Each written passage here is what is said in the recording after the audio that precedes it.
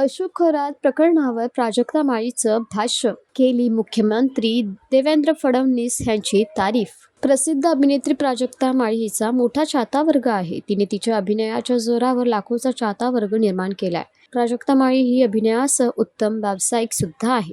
तिचा स्वतःचा दागिन्याचा व्यवसाय आहे.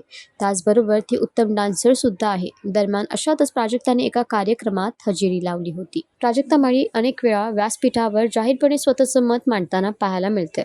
अशातच तिने मुंबईच्या एका कार्यक्रमात मुख्यमंत्री फडणवीस यांचं कौतुक केलं.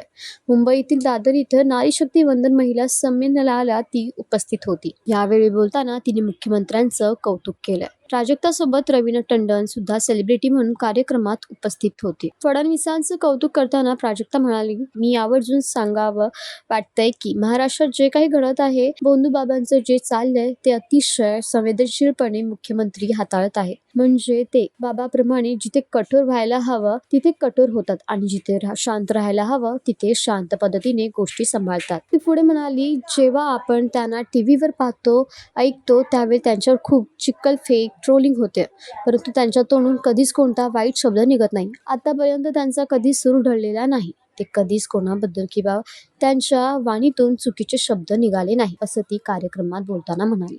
तुमचं काय म्हणणं आहे याच्यावर आम्हाला कॉमेंटमध्ये नक्की सांगा आणि अशाच मराठी अपडेट्ससाठी आमचं चॅनल वायर मराठीला सबस्क्राईब नक्की करा.